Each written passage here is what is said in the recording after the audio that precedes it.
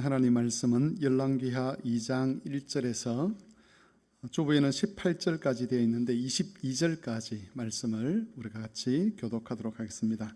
열왕기하 2장 1절에서 22절까지의 말씀을 한 절씩 교독하도록 하겠습니다. 열왕기하 2장 1절에서 22절까지 말씀을 교독하겠습니다. 여호와께서 해오리 바람으로 엘리야를 하늘로 올리고자 하실 때에 엘리야가 엘리사와 더불어 길갈에서 나가더니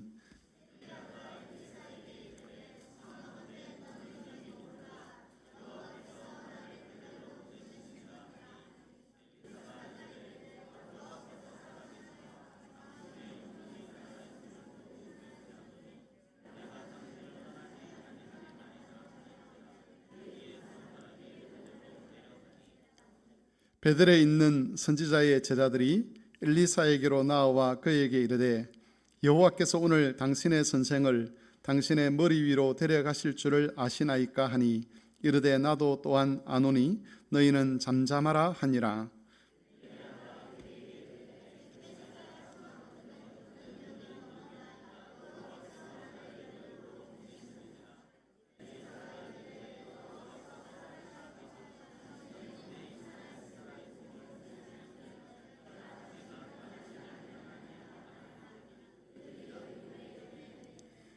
여리고에 있는 선지자의 제자들이 엘리사에게 나와 이르되 여호와께서 오늘 당신의 선생을 당신의 머리 위로 데려가실 줄을 아시나이까 하니 엘리사가 이르되 나도 아노니 너희는 잠잠하라.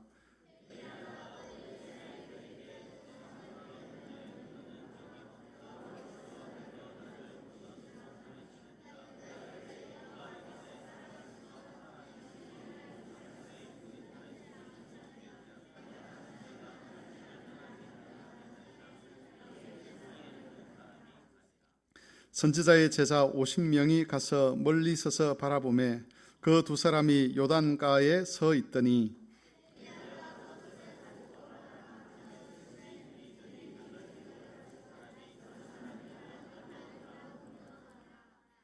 건너매 엘리야가 엘리사에게 이르되 나를 내게서 데려감을 당하기 전에 내가 네게 어떻게 할지를 고하라. 엘리사가 이르되 당신의 성령이 하시는 역사가 갑절이나 내게 있게 하소서 하는지라.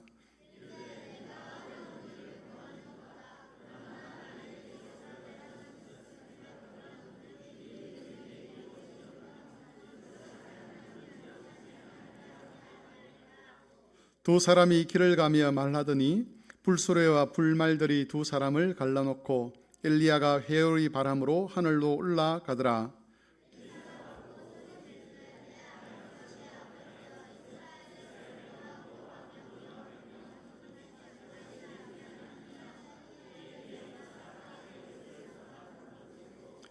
엘리야의 몸에서 떨어진 겉옷을 주워 가지고 돌아와 요단 언덕에 서서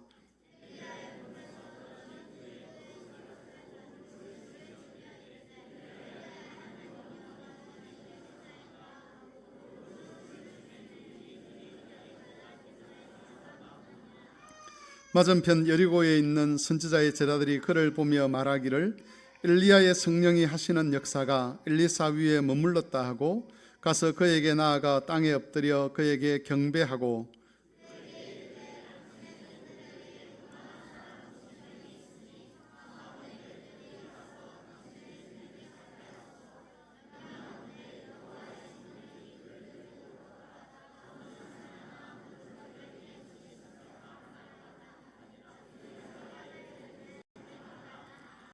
우리가 그로 부끄러워하도록 강청함에 보내라 한지라. 그들이 50명을 보냈더니 사흘 동안을 찾되 발견하지 못하고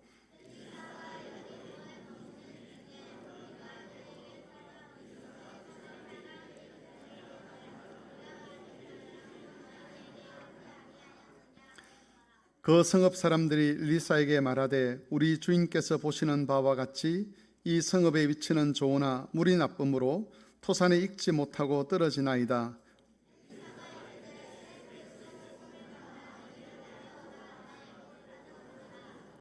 엘리사가 물 근원으로 나아가 소금을 그 가운데 던지며 이르되 여호와의 말씀이 내가 이 물을 고쳤으니 이로부터 다시는 죽음이나 열매 맺지 못함이 없을지니라 하셨느니라 하니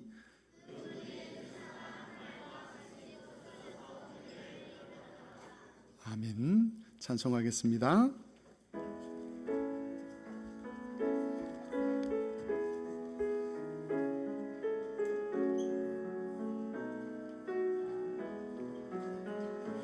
너는 시냇가에 심은 나무라 하나님의 사랑 안에 믿음 뿌리 내리고 주의 뜻대로 항상 살리라.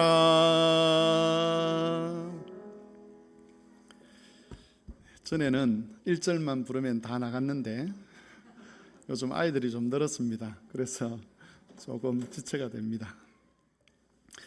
네, 오늘은 본문의 말씀을 가지고 이스라엘을 위하여 세운 새로운 선지자라는 제목으로 하나님의 말씀을 살펴보겠습니다. 우리가 이스라엘의 역사를 다룬 이 구약 성경을 쭉 살피면서 하나님께서 이스라엘을 어떻게 사랑하셨는가, 또는 하나님이 이스라엘을 끝까지 사랑하신다는 증거가 무엇인가 하는 것을 찾아본다면 다른 것들을 찾을 수도 있지만 하나님께서 그들에게 끊임없이 선지자를 보내신 것, 그것이 하나님이 이스라엘을 사랑하신다는 증거였습니다. 선지자의 역할은 하나님 말씀을 연구하고 가르치는 일이었습니다. 특별히 율법을 연구하고 그 율법이 어떻게 이스라엘 백성들의 삶에 적용되어야 될지, 그리고 하나님께서 어떻게 그 율법의 말씀을 따라서 이스라엘의 미래를 이끌어 가실지를 이스라엘 백성들에게 가르치는 것이죠. 그리고 또 한 가지 선지자가 하는 일이 있는데, 그것은 율법으로 이스라엘 백성들의 죄를 찾아내고 폭로하고 그리고 경고를 해서 이스라엘 하여금 하나님 앞에서 참된 믿음을 지켜가도록 하는 일을 이 선지자들이 해야만 했습니다. 선지자들이 율법을 가지고 이스라엘 백성의 죄를 책망하고 그들에게 경고를 주지만 이 모든 것들은 하나님께서 이스라엘을 끝까지 사랑하신다는 것을 나타내는 징표였습니다. 만일 하나님께서 이스라엘을 사랑하지 않는다면 이 선지자를 데려가 버리는 거죠. 그래서 이스라엘 백성들에게 있어서 가장 두려운 일이 무엇인가 라고 했을 때 그것은 하나님께서 더 이상 말씀하지 않는 것, 선지자들을 통하여 더 이상 이스라엘 백성들에게 하나님의 뜻을 전달하지 않으시는 것, 그게 이스라엘 백성들이 가장 경계해야 될 일이었습니다. 선지자가 있다는 것은 하나님께서 아직 이스라엘 백성들에게 기대를 하고 있다는 것이죠. 그 기대가 사라지게 되면 선지자들이 다 사라지게 되는 겁니다. 선지자들이 여전히 존재한다. 이스라엘이 타락했지만, 이스라엘이 불순종하지만, 우상 숭배하지만 여전히 하나님께서 그 백성들에게 선지자들을 보내신다는 것은 이스라엘을 여전히 사랑하신다는 것을 의미합니다. 그래서 이스라엘 백성이 가나안 땅에 들어간 이후에 줄곧 사사시대부터 하나님은 선지자들을 그 백성들에게 보내셨습니다. 사울이 왕이 되었을 때도 하나님이 선지자를 보내셨고, 다윗과 솔로몬의 통일 왕국 때도 하나님이 선지자를 보내셨고, 그리고 그 이후에 남왕국과 북왕국이 이렇게 나라가 나뉘어진 이후에도 각각의 나라에, 남왕국에도 선지자를 보내시고 북왕국에도 선지자를 보내신 것이지요. 오늘 본문은 하나님께서 타락한 북왕국 이스라엘을 버리지 않았다는 것을 엘리야 선지자 다음에 엘리사를 선지자로 세우는 것을 통해서 하나님이 나타내셨습니다. 하나님의 은혜가 무엇인지를 본문을 통해서 살펴보겠습니다. 먼저 엘리야가 하나님으로부터 들림을 받기 전에 여행한 것이 기록이 되고 있습니다. 이 여행은 처음에는 길갈에서, 그 다음에 베델로, 그 다음 베델에서 여리고로, 그리고 여리고에서 요단을 건너가는 것으로 여행 코스가 그렇게 정해져 있습니다. 이 여행은 단순한 여행처럼 보입니다. 그런데 이 여정에는 깊은 의미가 담겨 있는데, 여호수아서에 보면 이스라엘 백성들이 가나안 땅을 정복하는 것과 정반대의 순서입니다. 이스라엘 백성들이 가나안 땅을 정복하는 순서를 보면 제일 먼저 여리고를 건너지요. 그 여리고를 건넌 다음에 요단을 건너지요. 요단을 건너고 난 다음에 여리고로 갑니다. 그리고 여리고 다음에 길갈로 가고 길갈 다음에 베델로 갑니다. 이 베델에 이 아합 시대 여로보암이 거기에 송아지 우상을 만들게 되죠. 그런데 엘리야는 정확하게 그 역순으로 갑니다. 베델에서 길갈로, 길갈에서 여리고로, 여리고에서 요단을 건너가는 이런 방식으로 가는데 왜 이렇게 했는가라고 했을 때 이것은 하나님께서 이스라엘의 구원을 되돌리신다는 것을 의미하는 일종의 퍼포먼스라고 할 수 있는 것이죠. 지금 이 시대가 아합 시대입니다. 아합 시대이고 그 아합의 자손들 시대인데 하나님께서 이스라엘 백성들의 죄에 대해서 진노하셨고 그래서 하나님이 지금 이스라엘을 심판하게 될 것인데 그 상황을 나타내기 위해서 선지자가 퍼포먼스를 하는 겁니다. 너희가 이 순서대로 가나안 땅에 들어왔지, 하나님의 선지자를, 하나님의 말씀을 맡은 선지자를 이 역순으로 내가 보내는 것을 통해서 너희에 대해서 내가 얼마나 진노하고 있는지, 지금 너희가 얼마나 심판받을 위치에 있는가를 하나님께서 알리시는 겁니다. 북왕국 이스라엘은 하나님 앞에서 송아지 우상을 만들어서 죄를 범하고 특별히 아합 왕은 바알을 위한 제단을 쌓고 아세라를 위한 목상을 만들어서 온 백성을 우상 숭배로 몰아넣었습니다. 이것은 단순히 종교적인 일탈이 아니었습니다. 여호와와 맺은 언약을 정식적으로 파괴하는 일이었습니다. 우리가 이제 새벽기도 시간에 사사기 말씀을 살펴보고 있는데 내일 새벽 본문에 보면 이스라엘 백성들이 여호와의 목전에서 악을 행했다 이렇게 되어 있습니다. 이 목전이라는 말은 눈앞에서라는 것이죠. 하나님께서 우상 숭배한 이스라엘 백성들을 향해서 너희가 내 눈앞에서 우상을 섬겼다 이렇게 말씀을 하신다는 겁니다. 여러분, 이스라엘 백성과 하나님의 관계를 우리는 신랑과 신부 이렇게 관계로 그렇게 종종 비유를 합니다. 이건 마치 이런 거죠. 남편과 아내가 결혼을 해서 이제 가정을 꾸리고 살아갑니다. 그리고 그 집안에 아름다운 보금자리를 만들고 그리고 침실을 만들고 이렇게 살아가고 있는데 아내가 남편이 보는 눈앞에서 그 침실에 외간 남자를 들여서 그 침실에서 남편의 눈앞에서 부정적인 행위를 하는 것, 음란한 짓을 하는 그게 바로 우상 숭배라고 하나님께서 말씀하는 겁니다. 내가 너희가 행음하는 것, 영적으로 행음하는 것을 내 눈앞에서 다 지켜보고 있다. 너희가 내 눈앞에서 그걸 행했다라고 그렇게 말씀을 하시는 겁니다. 여호와께서는 이미 모세를 통해서 신명기에서 언약을 파기했을 때 어떤 일이 따를 것인지를 경고를 하셨습니다.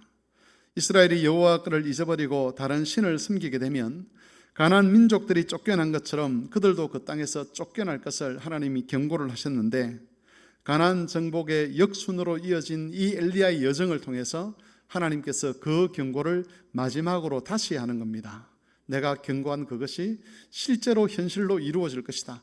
너희가 회개하지 않는다면, 내 목전에서 계속해서 악을 행한다면 그 악에 대한 대가로 너희가 모든 것을 잃어버릴 것이다 라고 그렇게 말씀하시는 것이 바로 이 여정을 통해서 하나님이 나타내시고자 하는 뜻이었습니다.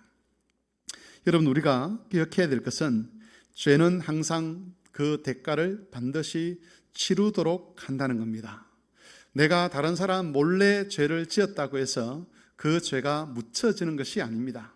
물론 우리가 하나님 앞에 지은 죄가 우리 구원 자체를 흔들거나 그것을 무효화시킬 수는 없습니다. 왜냐하면 하나님의 은혜는 죄보다 크기 때문에, 그리고 그리스도께서 우리의 죄값을 다 지불하셨기 때문에 우리가 짓는 어떤 죄 때문에 우리의 구원이 취소되는 그런 일은 일어나지 않을 겁니다.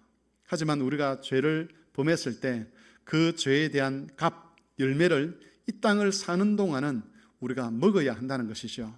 그리고 특별히 그 하나님의 징계는 우리가 이 땅을 사는 동안 그 징계로 말미암는 고통을 고스란히 당해야 되는 일들이 많이 생깁니다. 그래서 죄를 무서워할 줄 알아야 하는 것이죠. 하나님으로부터 그 죄에 대한 징계를 받아보신 분들은 알 겁니다.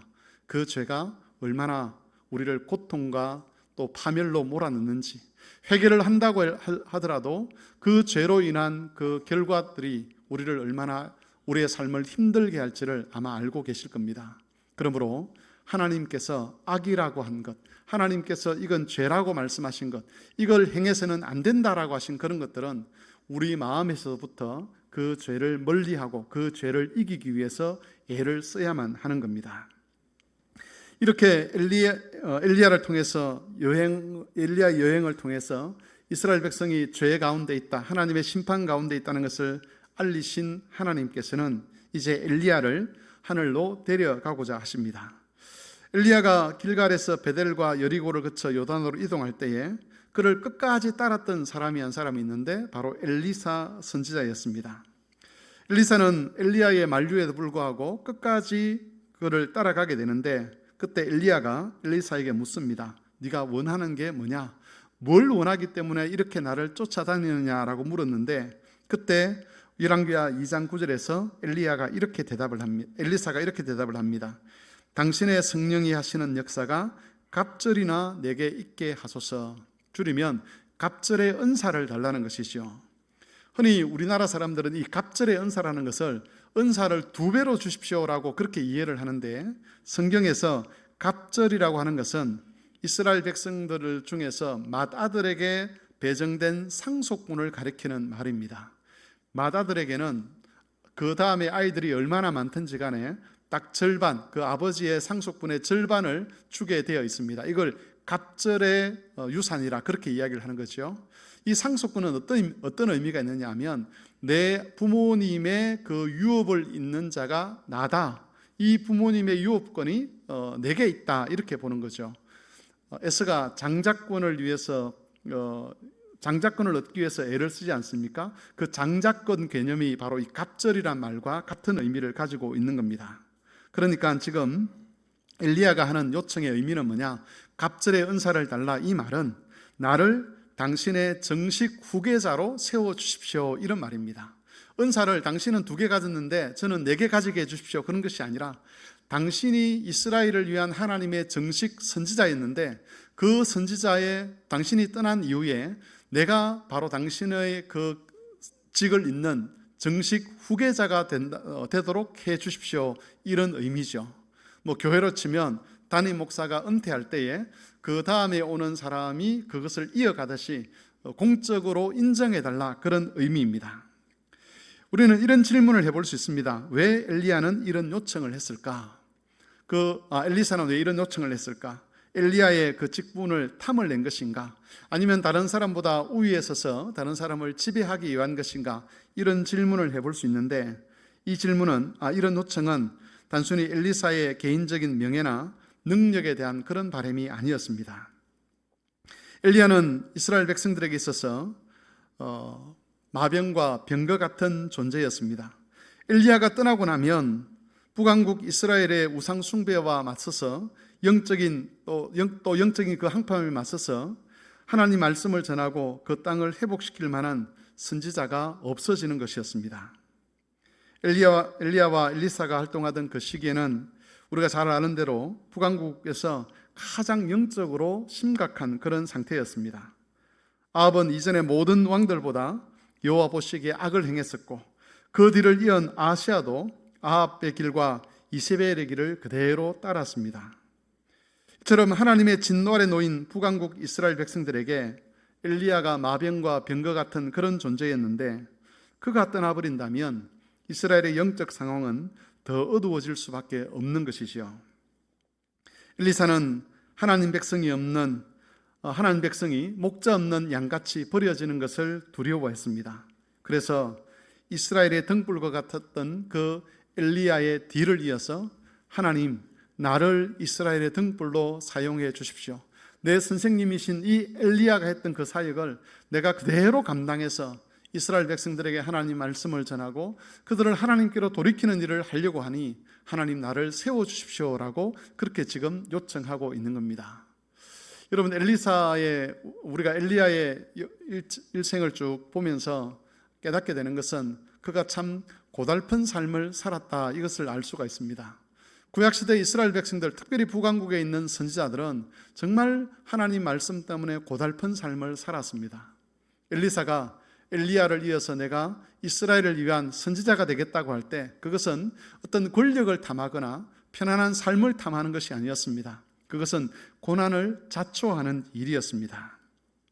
그럼에도 엘리사가 갑절의 역사를 간구하고 엘리야의 뒤를 이어서 이스라엘 백성의 선지자로 사역을 하려고 했던 것은 하나님의 백성이 목자 없는 양같이 버려지는 것을 두려워했기 때문입니다. 여러분, 엘리야의 이런 소원 뒤에는 이스라엘을 버리지 않겠다는 하나님의 강력한 의지가 있었습니다. 엘리사를 부르는 장면을 우리가 보지 않습니까? 엘리사를 부르실 때 그 부르신 하나님께서 이 소원을 엘리사의 마음에 심어주셨습니다. 그리고 엘리사로 하여금 하나님 백성 이스라엘을 위하여 사역하게 하는 것이지요. 이스라엘을 결코 버리지 않겠다는, 그들을 목자 없는 양떼같이 그렇게 방치하지 않겠다는 하나님의 강력한 의지, 자기 백성을 향한 하나님의 사랑이 엘리사의 소원 뒤에 숨어 있는 겁니다. 그런 하나님의 뜻에 의해서 엘리사가 부름을 받았고 하나님이 주신 소원을 따라 엘리야에게 갑절의 능력을 구했던 것이지요. 여러분, 엘리사의 소원에는 이스라엘을 향한 하나님의 자비와 긍휼이 담겨 있습니다. 하나님께서 그들을 놓지 않으시겠다는 그런 마음으로 다음 선지자를 세우는 겁니다. 엘리야가 하늘로 올려진 이후에 엘리사는 다시 북왕구로 돌아왔습니다. 돌아오는 과정에 보면 엘리야의 겉옷을 가지고 요단 강물을 쳐서 물이 갈라지고 그 사이를 걸어오는 장면이 나옵니다. 이것은 여호와께서 엘리사를 엘리야의 정식 계승자로 인정하셨다는 것을 나타내고 엘리야에게 임하셨던 성령께서 이제 엘리사에게도 임하고 있다는 것을 나타내는 사건이었습니다. 그리고 엘리사가 이스라엘 땅으로 돌아와서 행한 첫 번째 사역은 여리고의 나쁜 물을 고치는 일이었습니다. 여리고는 하나님의 저주 아래 있던 성읍이었습니다. 여호수아가 가나안 땅을 정복할 때 제일 먼저 차지한 땅이 여리고죠.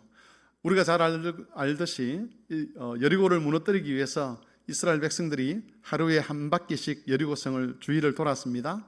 그리고 7째 날에는 7번을 돌고 큰 소리로 외쳤는데 그때 여리고성이 완전히 무너져 버렸습니다. 여리고성을 무너뜨릴 때 하나님께서는 이렇게 경고를 하셨습니다.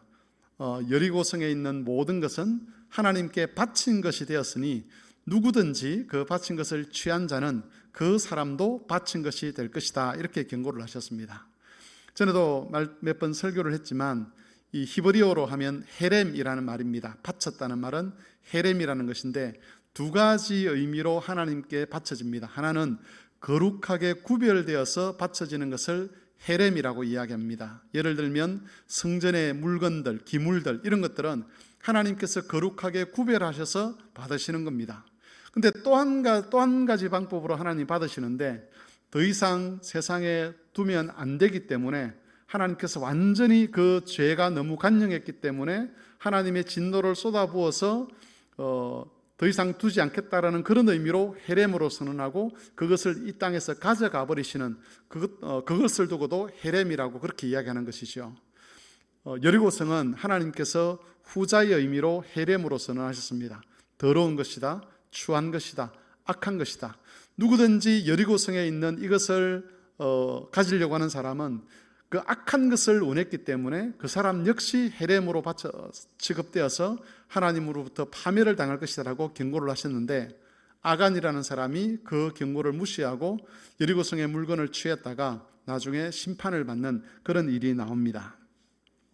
여호수아는 여리고성을 향해서 이야기하면서 누구든지 여리고성을 건축하는 자는 여호와 앞에서 저주를 받을 것이라고 선언을 했습니다. 이게 여호수아 6장 26절에 있습니다.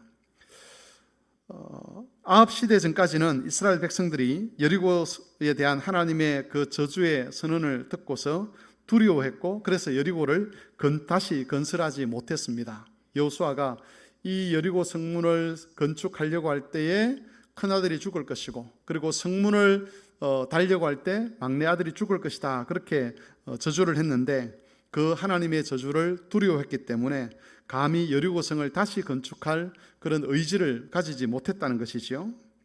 여리고는 군사적으로 매우 유리한 위치에 있었습니다. 하지만 하나님 말씀에 대한 두려움 때문에 아무도 재건축에 염두를 엄두를 두지 못했습니다. 그런데 악한 시대에는 이런 두려움이 사라집니다. 하나님의 경고를 무시하게 되지요. 바로 아합의 시대가 그런 시대였습니다. 이런 시대에는 하나님의 말씀을 두려워하는 것이 조롱을 받습니다. 히엘이라는 사람은 하나님의 경고를 무시하고 여리고를 다시 건설했습니다. 아마 그 옆에 있던 사람들은 히엘의 용기를 부러워했을 것입니다. 신을 거스를 수 없다라고 생각하는 그런 시대에 히엘은 하나님을 거슬러서 성을 건축했습니다.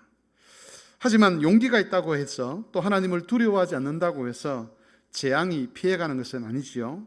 히엘은 맏아들과 막내 아들을 차례대로 잃었습니다. 하나님이 경고하신 그대로가 성취가 된 것이죠. 하나님의 경고를 무시한 자들은 다 히엘처럼 될 것입니다.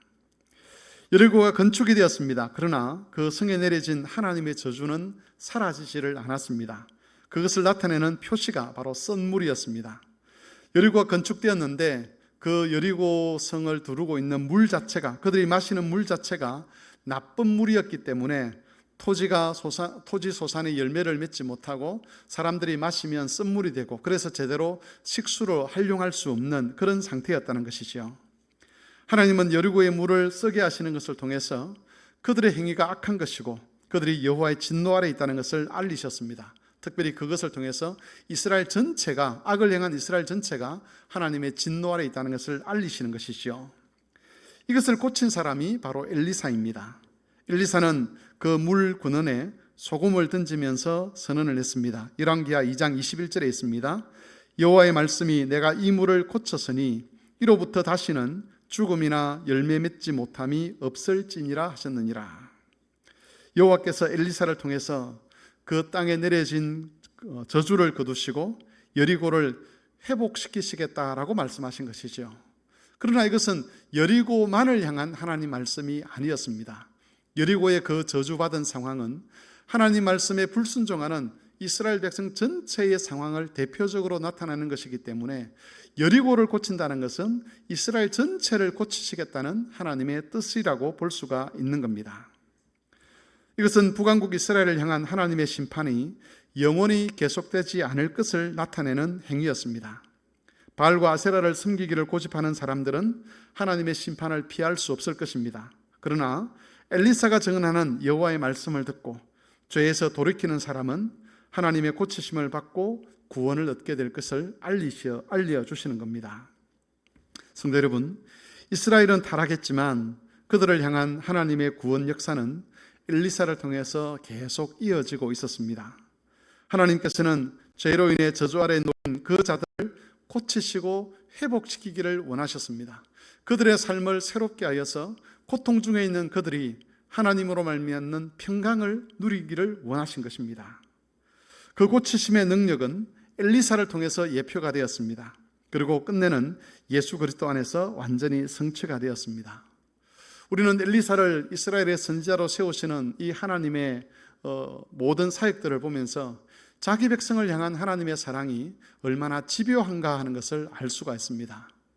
엘리야에게 행하신 사역, 그것으로 끝마치고 내가 이렇게까지 했음에도 불구하고 너희가 돌아서지 않았으니 너희는 멸망당해도 싸다, 그렇게 하나님께서 하실 수 있는데 그렇게 하지 아니하시고 또 엘리사를 보내셔서 이스라엘 백성들을 고치고 내가 너희를 버려두지 않겠다고 퍼포먼스를 하시고 그들에게 말씀으로 치유를 하시고 이스라엘 백성들에게 돌아서라고 경고하시는 이런 하나님의 모든 일들, 이것은 하나님이 그 백성을 얼마나 사랑하시는지를 알 수 있게 하는 것이죠. 그리고 이 하나님의 사랑이 결정적으로 드러난 사건이 무엇입니까? 그냥 선지자를 보낸 것이 아니라 이제는 하나님의 아들이신 예수 그리스도를 우리의 왕으로, 제사장으로, 선지자로 보내신 이 일이 하나님께서 우리를 얼마나 사랑하신지를 나타내는 대표적인 사건이 되는 겁니다. 그러므로 엘리사를 통해서 일하시는 하나님을 보면서도 우리가 자기 백성을 사랑하시는 하나님의 그 은혜를 기억해야 되지만, 특별히 엘리사보다 더 온전하신 참 선지자이신 예수 그리스도를 우리를 위해서 보내주시고 그 예수 그리스도 영이신 성령께서 지금도 활동하시면서 우리에게 말씀을 깨닫게도 하시고 우리의 죄를 책망하게도 하시고 우리를 꾸짖기도 하시고 우리로 하여금 회개하게 하도록 하는 이런 모든 하나님의 역사가 우리를 얼마나 사랑하시는가를 나타내는 표가 된다는 것을 우리가 꼭 기억했으면 좋겠습니다. 그리하여서 지금도 역사하시는 그 하나님의 사랑 안에서 이제 우리도 그 하나님의 사랑에 좀 응답하는, 하나님께서 사랑하신다고 이야기하면 그 고백을 좀 받아들이고 이제 하나님, 저도 하나님을 사랑합니다, 저도 하나님처럼 하나님께 신실하겠습니다 라고 대답하고 실제의 삶에서도 그렇게 하나님의 언약에 신실한 삶을 살아가는 그런 모든 성도들이 되실 수 있기를 바랍니다. 말씀을 생각하며 기도하겠습니다. 찬송가 279장을 함께 찬송하겠습니다.